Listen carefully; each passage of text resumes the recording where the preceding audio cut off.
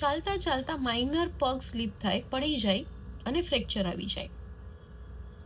45 થી 50 વર્ષના લોકો હોસ્પિટલ આવીને કહે કે અમને સાંધાનો ઘસારો ચાલુ થઈ ગયો છે. અર્લી ઓએ ચેન્જીસ. આ બધું શું કામ બને છે? કારણ કે આપણું મસલ માસ લો છે. Usually after 30 muscle loss significantly વધતો જાય છે, અને જેના પરિણામે અગર પૂરતા પ્રમાણમાં શરીરને પ્રોટીન અને બીજા વિટામિન્સ નહીં મળે અથવા તો પૂરતા પ્રમાણમાં સ્ટ્રેન્થ ટ્રેનિંગ નહીં થાય તો આપણે આ વસ્તુનો ભોગ બની શકીએ છીએ. તમે લોકો કહેશો કે અમે વોકિંગ કરીએ છીએ, ઘરમાં આટલી હાલચાલ કરીએ છીએ, ઘરનું બધું કામ જાતે કરીએ છીએ, તો અમારા મસલ તો સ્ટ્રેન્થન જ હશે ને?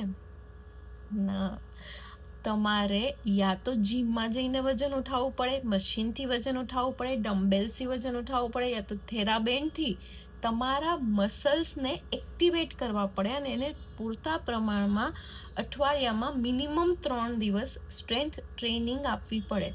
જો પૂરતા પ્રમાણમાં સ્ટ્રેન્થ ટ્રેનિંગ ના આપવામાં આવે અને પ્રોટીન અને બીજા સપ્લિમેન્ટ્સ જે તમારામાં ઓછા હોય એ પૂરતા પ્રમાણમાં જો લેવામાં ના આવે તો મસલ માસ ઓછો થઈ જશે અને સિગ્નિફિકન્ટલી ધીરે ધીરે તમારું બોડી પણ તમને સપોર્ટ આપવાનું છોડી દેશે. એટલે નાની અમથી ઇન્જરીમાં મોટા રોગનો ભોગ બની શકશો.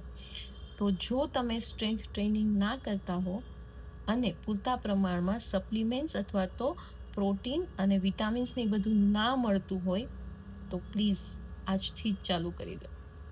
Stay tuned.